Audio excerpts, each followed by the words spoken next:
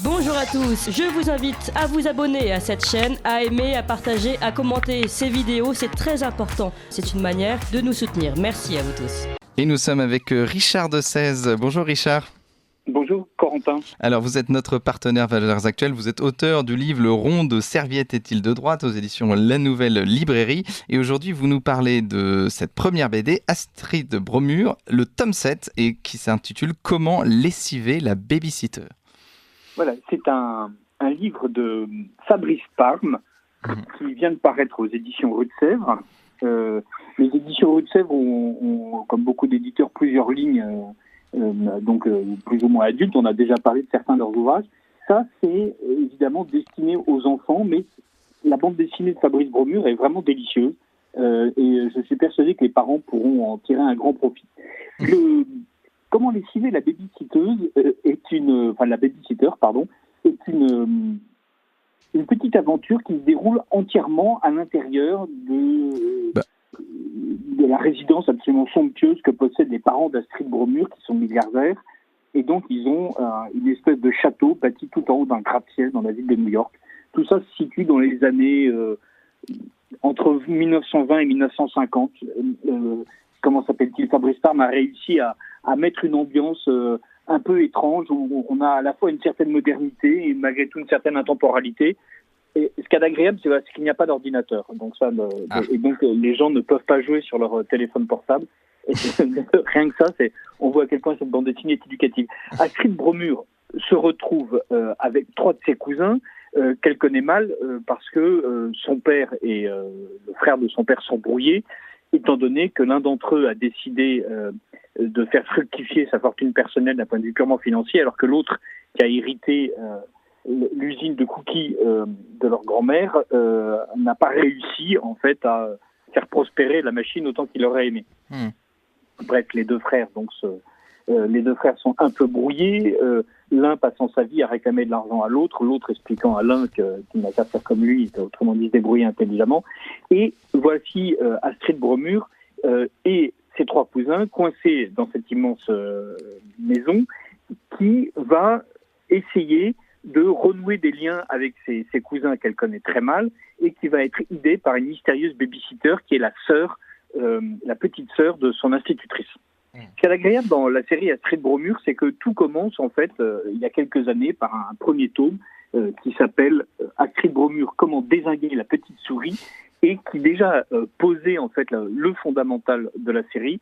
Il y a un quotidien et dans ce quotidien, il y a des choses qui sont merveilleuses et ces choses merveilleuses en fait existent véritablement. La petite souris existe véritablement, le Yeti existe véritablement, les chats parlent véritablement, mais une fois qu'on a posé juste ce petit élément merveilleux, y compris le monstre du Loch Ness, bien sûr, Fabrice Parme s'amuse à revisiter comme ça énormément de lieux communs de la littérature fantastique.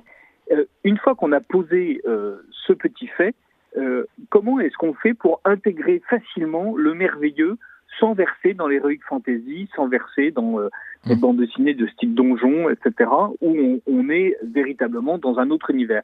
Et cette tension entre la petite fille riche, qui fait penser à Héloïse et à d'autres héroïnes, enfin surtout Héloïse, de la littérature enfantine des années 50, cette tension entre une vie normale, elle est milliardaire, mais enfin ceci n'est qu'un détail bien sûr, et le fantastique immédiat, celui dont on parle aux enfants, donc le Père Noël, la petite souris, et les fées, les fantômes, toutes ces choses qui peuvent exister dans le discours qu'entendent les enfants sans aller chercher de la littérature spécialisée et sans essayer de lire Lovecraft, est véritablement bien menée, avec toujours une gentillesse, une ironie et une petite leçon de morale. Dans Astrid Bromure, comment lessiver la babysitter, donc le dernier tome, la babysitter a des pouvoirs magiques, mais on ne sait, ils sont à moitié ratés, ils sont à moitié foireux, et donc elle s'en sert, mais non pas comme une super héroïne, mais comme une espèce d'humain médiocrement augmenté. Voilà, donc elle est capable de tendre le bras et de l'allonger comme Elastigirl, mais pas trop. Elle est capable d'avoir une vision laser, mais ça lui sert juste à réchauffer un biberon, elle n'est pas capable d'en faire plus. Et donc on ne comprend pas bien d'où ça vient, et d'ailleurs l'album ne réussit pas à lever totalement le mystère, mais ce qui est intéressant, c'est la manière dont Fabrice Farm réussit à poser un personnage. Et en fait, peu à peu, il est en train d'augmenter la famille. Vous savez que Tintin existe, et au début, il y a Tintin et Milou, point, et puis peu à peu, Tintin est augmenté, c'est-à-dire les Dupont apparaissent, puis le capitaine Haddock, puis le professeur Tournesol, puis la Bianca Castafiore, et évidemment d'autres petits personnages qui gravitent autour, qui sont moins le cœur de la famille que des lointains cousins, voilà, Séraphin Lampion, Rastapopoulos. Voilà. Et il y a la constitution progressive d'une famille. Alors, certains expliquent que c'est balsacien et que à quel point Hergé a une espèce de génie du scénario parce qu'il fait revenir ses personnages. Franchement, on n'est pas obligé de comparer Hergé à Balzac. Ce qui est intéressant, c'est que voilà, il augmente la famille, alors que on a dans d'autres bandes dessinées, au contraire, une famille qui se réduit.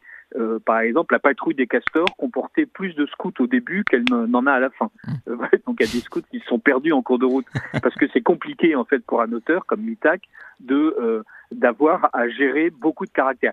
C'est le club des 5 et ce genre de choses, les 4 races.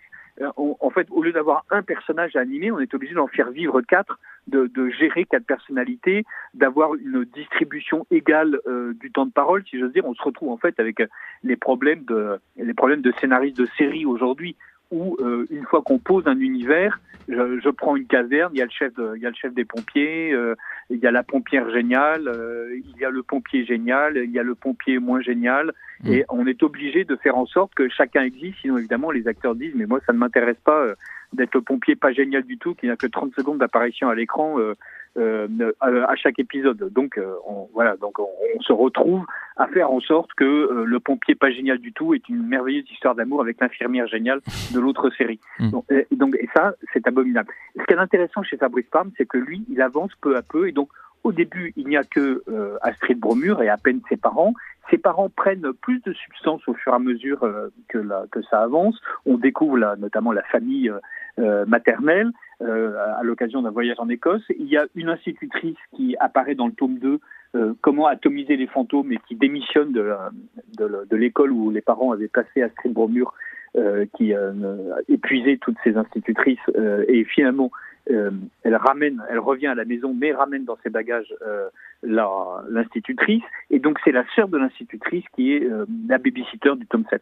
Voilà. Ce qui est intéressant chez Astrid Bromure, c'est un dessin très ligne claire, avec une mise en page vraiment audacieuse, c'est-à-dire il n'hésite jamais à changer le format des cases, il n'hésite jamais à changer le sens de lecture, il y a une véritable inventivité en fait dans les cadrages, il y a véritablement quelque chose de maîtrisé au sens le plus artisan du terme, c'est-à-dire il usine, il cisèle chaque planche avec beaucoup de soin. Voilà, bon, je crois que je suis un peu arrivé au bout de mes éloges de Fabrice Farm. On a compris que vous aimez bien, oui, tout à fait. Voilà. Donc 7 tomes, alors il faut avoir lu les 7 pour comprendre, ou alors Alors non, chaque tome est indépendant, mais évidemment il y a une espèce de connivence qui s'installe avec le lecteur, et donc voilà, le fait que le chat parle, c'est plus amusant de le savoir à l'avance, parce que ça, ce n'est pas une surprise quand on prend le tome 7, le chat parle, et ça paraît normal à ceux qui connaissent la série, et du coup Fabrice Bromure n'en tire aucun effet comique, alors que bien sûr dans les 2 premiers tomes, la révélation du fait que le chat parle vraiment, et que c'est pas juste comme Milou qui ne parle, et il n'y a que Tintin qui entend Milou, il n'y a que Spirou et Fantasio qui entendent Spip, là tout le monde peut entendre le chat, et donc ce petit effet comique évidemment ne se révèle que dans les 2 premiers albums. On peut commencer par le tome 7, qui n'est pas le meilleur, je m'empresse de le dire. Je suis absolument ravi de parler de Fabrice Farm et d'Astrid Bromure, mais ce dernier tome n'est pas absolument le chef-d'œuvre par rapport à d'autres. Voilà, je conseille véritablement le tome 5, Comment refroidir le Yéti, qui est vraiment remarquable, et aussi Comment épingler l'enfant sauvage, le tome 3, qui est à la fois une ode à la différence et en même temps une une ode à l'enracinement. Donc c'est assez intéressant. D'un point de vue de gauche, pourrait-on dire, on part à la découverte de l'autre et on se rend compte que l'autre a ses cultures et ses valeurs et qu'il ne s'agit pas de leur imposer les nôtres. Et par ailleurs, on se rend compte que la meilleure manière de ne pas imposer ses cultures et ses valeurs aux autres, c'est de faire en sorte que chacun reste chez soi et soit bien enraciné là où il est, parce que après tout, si on est né quelque part, c'est qu'il y a sans doute une bonne raison. Ouais. Donc c'est d'un point de vue de droite, on peut aussi lire cet album. Fabrice Parme n'est pas du tout un auteur politique. Voilà, c'est un auteur pour enfants qui a une longue carrière derrière lui, et notamment c'est lui qui avait créé avec Lewis Trondheim Adalbert, le petit roi catastrophe, qui est une merveille, publié chez Delcourt en 9 albums.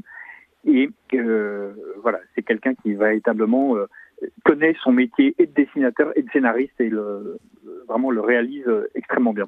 Eh bien, merci beaucoup Richard Dessès. Je rappelle quand même, parce que vous avez cité plusieurs BD, donc Comment refroidir les Yétis, Comment épingler l'enfant sauvage et Comment lessiver la babysitter. Donc ce sont 3 tomes d'Astrid Bromure. Il y en a d'autres, donc il y en a 7. Donc on vous invite à tous les lire, mais bon, si vous pouvez commencer par celle-ci, ça serait super. Merci beaucoup Richard Dessès. On se retrouve la semaine prochaine pour d'autres BD. Vous appréciez cette émission? Alors aidez Radio Courtoisie à en produire d'autres en indépendance totale. Rendez-vous sur soutenir.radiocourtoisie.fr. Merci d'avance.